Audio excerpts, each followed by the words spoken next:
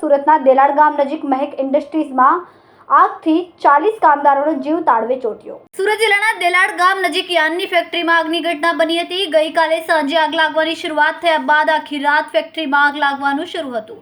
સમગ્ર ઘટનામાં કોઈ જાનહાનિ થઈ નથી। સુરત શહેર તેમજ જિલ્લાની કુલ 12 જેટલી ફાયર વિભાગની ગાડીઓ કામે લાગી હતી, ત્યારે ભારે જહેમત બાદ 15 કલાકે આગ પર કાબુ મેળવાયો હતો। સુરત જિલ્લામાં મહેક ઇન્ડસ્ટ્રીઝમાં આગ લાગવાની ઘટના સામે આવી। યાન ઉત્પાદન કરતી આ ફેક્ટરીને જોતમાં જ આગે આખી ફેક્ટરીને લપેટમાં લીધી હતી। યાન ઉત્પાદન માટે ઉપયોગમાં લેવાતા રો મટીરિયલ પેટ્રોલિયમ પેદાશ હોવાને કારણે આગ પર કાબુ મેળવવા ખૂબ જ મુશ્કેલ બની જાય છે। આગ લાગવાના સમયે 40 જેટલા કામદારો કામ કરી રહ્યા હતા।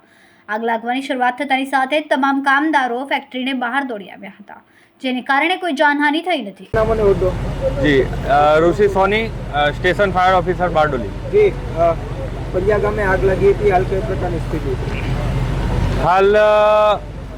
હાલ આગ પર કાબુ મેળવી લીધેલ છે ને કોઈ જાનહાનિ નથી।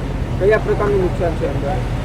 જે હાલ કંપનીમાં યાન બનાવવાનું મશીનો હતા, મશીનરી તથા ઓઇલનું સ્ટોરેજ ને એ હતું, તે ટોટલ નુકસાન થયું છે। કેટલી ટીમો સ્થળ પર હાજર હતી? જે એસએમસીની ટોટલ એસએમસીની કિમ, સુમિલોન, બારડોલી, પીપીએલ તેમ થઈને ટોટલ 12 ગાડી હતી। કેમેરામેન સેનિલ વિરાણી સાથે વિશાલ છેઠા, માનવ પ્રભા ન્યૂઝ, સુરત। અમારા વિડિયોની નવી અપડેટ મેળવવા માટે સબસ્ક્રાઇબ કરો માનવ પ્રભા ન્યૂઝ ચેનલને, બેલ આઇકન ક્લિક કરો લેટેસ્ટ વિડિયો સૌથી પહેલા મેળવવા માટે।